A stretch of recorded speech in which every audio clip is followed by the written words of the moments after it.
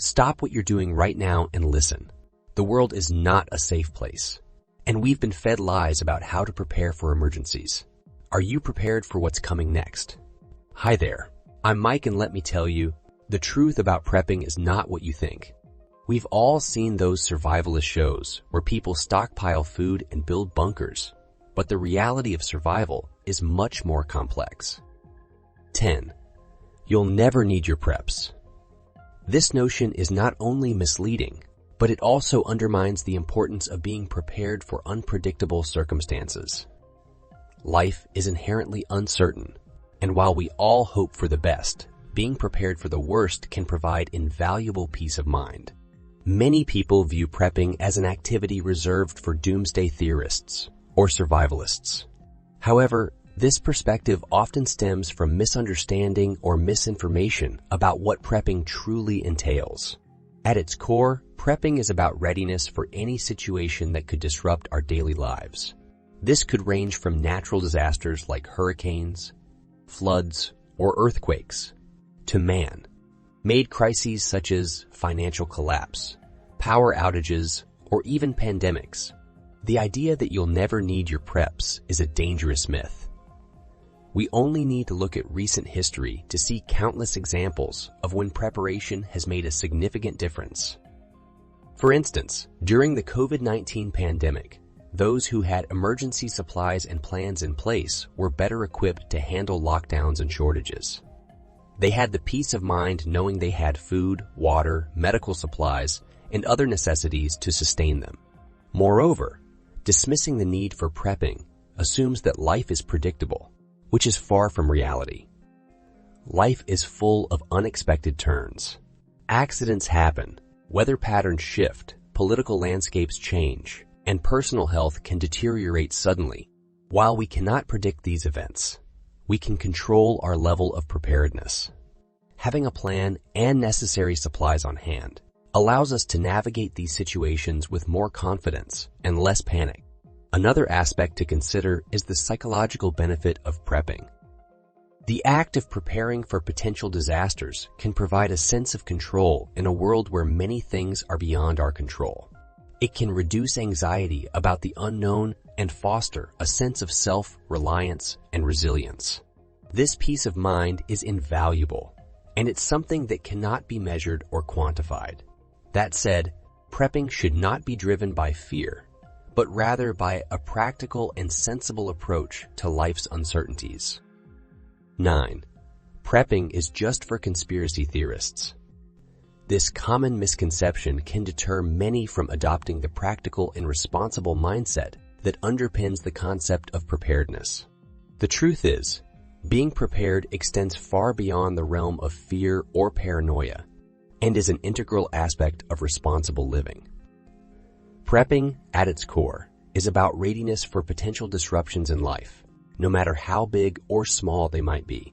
From natural disasters such as hurricanes, wildfires, or earthquakes, to man-made crises like power outages, financial collapses, or pandemics.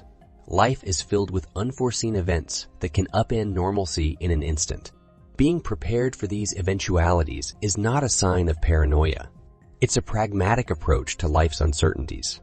The belief that prepping is just for conspiracy theorists often stems from a misunderstanding of what prepping truly entails. The media sometimes portrays preppers as doomsday enthusiasts, stockpiling bunkers with years' worth of food and ammunition. While there are certainly individuals who prepare for extreme scenarios, they represent just one end of the prepping spectrum. Most preppers are everyday people who take steps to ensure their safety and well-being in various situations. For instance, keeping a first aid kit in your home, having a fire extinguisher, or maintaining an emergency fund are all forms of prepping. These measures aren't based on fear or paranoia, but on the recognition that accidents, emergencies, and financial setbacks can happen to anyone. They're based on the understanding that being proactive can mitigate the impact of these events. Moreover, prepping involves developing a broad range of skills that can be useful in everyday life.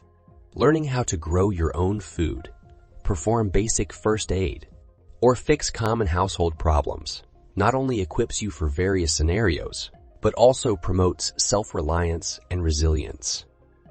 These skills can save money, reduce reliance on external systems, and even turn into fulfilling hobbies. It's also important to note that prepping is not about living in constant fear or anticipation of disaster. Instead, it's about achieving peace of mind knowing that you're equipped to handle whatever life throws your way.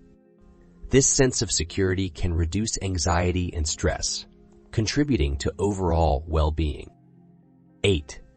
Natural disasters only happen on TV. This belief can lead to complacency and lack of preparedness, leaving individuals and communities vulnerable when disaster strikes. The reality is that natural disasters can occur anywhere, anytime, and being prepared for them is a practical and responsible approach to life. It's easy to fall into the trap of believing that natural disasters are distant events that only occur in far-off places or on television screens. News coverage often reinforces this perception, showing us images of devastation and loss from places we've never been. However, this sense of removal can lull us into a false sense of security, leading us to overlook the fact that natural disasters can strike close to home. Natural disasters are not selective.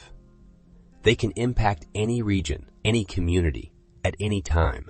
From hurricanes, earthquakes, and floods to wildfires, tornadoes, and blizzards, nature's forces do not discriminate. Each year, countless lives are affected by these events worldwide. According to the International Disaster Database, over 200 million people on average are directly affected by natural disasters each year. Moreover, the onset of climate change has led to an increase in the frequency and intensity of some weather-related disasters. For instance, warmer ocean temperatures can fuel more powerful hurricanes, while prolonged droughts can set the stage for devastating wildfires. These trends underscore the importance of being prepared for such events, regardless of where we live. Preparation for natural disasters involves several key elements. It begins with understanding the types of disasters most likely to affect your area. This knowledge can guide your preparations, helping you focus on the most relevant threats. For example, if you live in an earthquake-prone area, securing heavy furniture and having a plan for when a quake hits would be essential steps. Another critical aspect of disaster preparedness is having an emergency kit. This kit should contain essential items such as food, water, medications, important documents, and tools, enough to sustain you and your family for at least 72 hours. The contents of the kit can vary depending on individual needs and the nature of the potential disaster, but the goal is the same: to provide for basic needs during a period of disruption. However, being prepared goes beyond having supplies. It also involves having a plan. 7. You have to be a lone wolf. This misconception can create a sense of isolation and unnecessary hardship in preparedness efforts.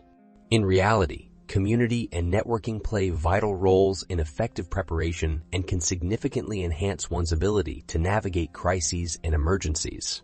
The lone wolf stereotype, often portrayed in media, suggests that preppers are solitary individuals, disconnected from society and solely reliant on their skills and resources. While self-reliance is indeed a core value in the prepping community, this does not mean that preppers must or should operate in isolation. In fact, one of the greatest strengths in any emergency situation is a strong, supportive community. Community provides a network of resources, skills, and support that can greatly enhance an individual's preparedness. For instance, one person might be skilled in first aid, another in gardening, and yet another might have an extensive knowledge of local natural resources. In a community, these skills can be shared and leveraged to benefit everyone involved. Moreover, communities, whether they are neighborhoods, online forums, or local clubs, provide a platform for learning and sharing information. Experienced preppers can offer guidance and advice to those just starting, while new members can bring fresh perspectives and ideas. This exchange of knowledge can help everyone in the group to become better prepared. Networking within the prepping community also allows for mutual assistance during crises. If one member of the community faces an emergency, others can offer help, whether it's physical aid, supplies, or moral support. This principle of mutual aid is a cornerstone of many prepping communities and reflects the understanding that we are often stronger together than we are alone. However, fostering a sense of community goes beyond connecting with fellow preppers. It also involves building relationships with local organizations, such as emergency services, healthcare facilities, and volunteer groups. These connections can provide valuable information and resources, enhancing your overall preparedness. Being a part of a community also offers emotional and psychological benefits. The process of prepping can sometimes feel overwhelming or isolating. Having a network of like-minded individuals who understand your concerns and share your goals can provide reassurance, reduce stress, and make the journey more enjoyable. 6. It's too expensive to be a prepper. This misconception can discourage many who believe that preparedness is a luxury they cannot afford. However, prepping can be done cost-effectively, and in fact, it might end up saving money in the long run. Prepping, at its essence, is about being ready for potential disruptions in life, and this doesn't necessarily require a hefty budget. While it's true that certain aspects of prepping, such as building a comprehensive food storage or acquiring specific survival gear, can involve some expense, there are myriad ways to approach prepping that are budget-friendly. One of the most cost-effective ways to prep is by undertaking die projects. These could range from building your own emergency kits to constructing a rainwater harvesting system or creating a home garden. Not only do these projects save money, but they also allow you to acquire new skills. Another critical aspect of prepping. There are countless resources available online, including tutorials, forums, and blogs, where you can learn how to start these projects, even if you're a beginner. Buying in bulk is another effective strategy to reduce costs. Items like canned goods, dried foods, or toiletries can often be purchased in larger quantities for less per unit. This approach requires some upfront investment, but over time, it can save significant amounts of money. Plus, having a stockpile of essentials can provide peace of mind, knowing that you're prepared for potential shortages or disruptions. A third cost-effective strategy is to focus on acquiring skills rather than gear. Knowledge is one resource that doesn't take up any physical space and can't be lost or stolen. Learning how to purify water, start a fire, administer first aid, or grow your own food are invaluable skills that don't require a large financial investment. Many of these skills can be learned for free or very little cost through online courses, local community classes, or simply by reading books. Additionally, prepping doesn't have to happen all at once. It's a process that can be tackled incrementally. Starting small, such as setting aside a little extra water or food each week or slowly building an emergency fund, can make the process more manageable and less financially stressful. Finally, remember that prepping is about more than tangible resources. It's also about mindset. Developing a mindset of resourcefulness, resilience, and adaptability can help you navigate challenging situations, whether or not you have specific gear or supplies. 5. The media portrays preppers as crazy. This misrepresentation can skew public perception and create unnecessary stigmatization. The reality is, however, that preppers are often pragmatic individuals who prioritize readiness, self-sufficiency, and resilience. Many mainstream media outlets have painted preppers as extreme, paranoid, and even mentally unstable individuals, focusing on doomsday scenarios, conspiracy theories, and survivalist bunkers. There's no denying that such portrayals make for compelling television or click-worthy headlines. However, they provide a distorted view of the prepping community, which is far more diverse and grounded than these sensationalized depictions suggest. Preppers come from all walks of life. They are teachers, doctors, engineers, homemakers, and retirees. Their reasons for prepping are equally varied. While some prepare for large-scale disasters, many others are focused on more common events like job loss, power outages, or natural disasters. For instance, according to a study by Kent University, the American prepping culture is heavily influenced by both media and government fears, suggesting that preppers are merely responding to the same concerns that many others share, but with more proactive measures. Contrary to the stereotype of the lone wolf survivalist, many preppers are deeply involved in their communities. They often participate in local emergency response efforts, volunteer with disaster relief organizations, or organize community preparedness events. Far from being isolated or antisocial, these preppers understand that strong social networks are one of the most important resources in any crisis situation. Prepping also involves a significant amount of practical, everyday skills. Preppers often have knowledge in gardening, home repair, first aid, and outdoor survival skills, abilities that are useful not just in emergencies, but in day-to-day life as well. This focus on practical skills challenges the media's portrayal of preppers as being obsessed only with catastrophic scenarios. Moreover, prepping is not an activity driven by fear, but by a desire for independence and self-sufficiency. Many preppers find that their activities give them a sense of control and peace of mind, knowing they have plans and supplies in place to handle potential disruptions. This perspective, far from being crazy, is actually quite rational and proactive. 4. Stockpiling food and supplies is enough. This belief may result in a false sense of security and overlook the essential practice of rotating and using supplies to prevent waste. Many people often equate prepping with hoarding large quantities of food, water, and other supplies. While having a sufficient stockpile is an integral part of preparedness, it's just one aspect of a broader strategy. The notion that simply amassing goods is enough overlooks the importance of maintaining, managing, and using these supplies effectively. One key aspect of managing a stockpile is the rotation of supplies. Food items, even those with long shelf lives, eventually expire. By regularly rotating your stockpile, using the oldest items first and replacing them with new ones, you can ensure that nothing goes to waste and that your supplies remain fresh and safe to consume. This principle, often referred to as FIFO, first in, first out, is a standard practice in grocery stores and restaurants, and it's equally valuable for preppers. Rotation also applies to other supplies, such as batteries, medications, and fuel.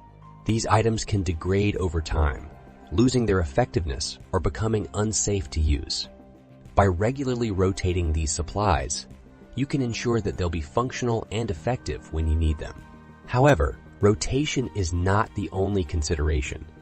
It's also crucial to use and familiarize yourself with your supplies.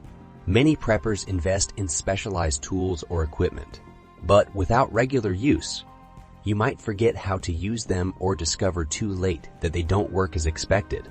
Regular use allows you to become proficient with your tools and identify any issues before you're in a situation where you're relying on them. Using your supplies also includes consuming your stockpiled food regularly. This practice has several benefits. For one, it ensures that your food rotation system is working. It also allows you to test the palatability of your stored food. After all, the middle of a crisis is not the time to discover that you can't stomach the food you've stored. Moreover, using and consuming your supplies can save money in your regular budget. If you're routinely eating from your food storage and replenishing it, you're effectively spreading the cost of your groceries over a longer period. 3. Prepping is only for extreme survival situations. This notion may deter many from adopting a preparedness mindset, as it wrongly equates prepping solely with preparing for unlikely catastrophic events. However, the reality of prepping extends far beyond this narrow definition, emphasizing readiness for everyday disruptions, natural disasters, or unforeseen emergencies. When many people hear the term prepper, they might envision a person decked out in military-style gear, holed up in a bunker, waiting for an apocalyptic event. While this image may make for dramatic television or movie scenes, it's far from the reality of most preppers. The truth is, prepping is not just about preparing for end of the world scenarios. It's about being ready for any disruption that could impact daily life, no matter how big or small. Natural disasters, such as hurricanes, earthquakes, floods, or wildfires, are prime examples of situations where prepping can be invaluable. These events can disrupt utilities, cut off access to food and water, or force evacuations. Having a plan in place and supplies on hand can make navigating these situations less stressful and dangerous. It's worth noting that these aren't improbable, once-in-a-lifetime events. They happen every year, all around the world, affecting millions of people. Similarly, more mundane emergencies like power outages, vehicle breakdowns, or medical emergencies can also be mitigated with a preparedness mindset. Having a well-stocked first aid kit, keeping emergency supplies in your vehicle, or having backup power options are all aspects of everyday preparedness. Even economic disruptions, such as job loss or unexpected expenses, can be weathered more easily with some prepping principles. Building an emergency fund, maintaining a stockpile of food and essentials, or developing skills that can provide an alternative income are all ways that prepping can enhance financial resilience. Furthermore, prepping is not just about personal survival. It's also about being able to help others in times of need. Preppers often play critical roles in their communities during crises, providing aid and resources to those who lack them. 2. Preppers are anti-government radicals. This image of preppers as anti-establishment extremists is not only misleading, but also overlooks the fact that many aspects of prepping align closely with government recommendations for emergency preparedness. Prepping, at its core, is about being ready for unexpected disruptions. It involves having enough supplies to sustain oneself and one's family during emergencies, having a plan for various disaster scenarios, and acquiring skills and knowledge that could be useful during a crisis. These principles are not exclusive to preppers. They are widely promoted by government agencies around the world. For example, the U.S. Federal Emergency Management Agency recommends that every household have enough supplies to last at least 3 days following a disaster. This includes food, water, medications, and other essentials. Many preppers follow these guidelines, often going beyond them to prepare for longer periods of disruptions. Far from being an anti-government stance, this aspect of prepping is in direct alignment with government advice. Moreover, national and local government agencies regularly conduct disaster preparedness drills and promote education about potential local hazards. Many preppers participate in these activities, recognizing their value in preparing for possible emergencies. They may even take additional steps, such as obtaining first aid certifications or learning survival skills, to further enhance their readiness. It's also worth noting that while some preppers may harbor distrust towards government, this does not necessarily translate into radicalism or extremism. Distrust can stem from various sources, such as past experiences of government failures during crises or a desire for self-reliance. However, this does not mean that these individuals advocate for overthrowing the government or engaging in illegal activities. In articles such as Beyond Prepper Culture as Right-Wing Extremism, and for preppers, the apocalypse is just another disaster, scholars and researchers have argued against simplistic portrayals of preppers as radicals or extremists. They highlight the diversity within the prepping community and the various motivations that drive individuals to prep. 1. The myth of the prepper stereotype. This stereotype paints preppers as paranoid doomsday enthusiasts who live in bunkers, far removed from reality. However, this image is not only misleading, but also overlooks the diversity and practicality within the prepping community. Reality television shows like Doomsday Preppers may have contributed to the propagation of this stereotype. As suggested in the article 10 Reasons Why Preppers Probably Aren't the Crazy Ones, while these shows have shined a light on preparedness, they have also reinforced the crazy prepper stereotype. The truth, however, is that most preppers are ordinary people who simply want to be ready for whatever life throws their way. A paper by a team of social psychologists from Youll, mentioned in the Medium article The Prepper Moms, challenges the macho prepper stereotype. The paper emphasizes that prepping is not an activity exclusive to any gender or demographic group. Women, too, are active participants in the prepping community, and their approach to preparedness often involves a focus on community resilience and mutual aid. In the Reddit discussion of prepper political leaning, users highlight the rigidity of the prepper stereotype and its potential to turn valuable input away from the community. Preppers come from all walks of life and political orientations. The prepping community is diverse, with members holding a wide range of views on various issues. The article Liberal Prepping as Apocalyptic Eco-Religion further debunks the stereotype by discussing the rise of liberal prepping in response to increased climate disasters and the pandemic.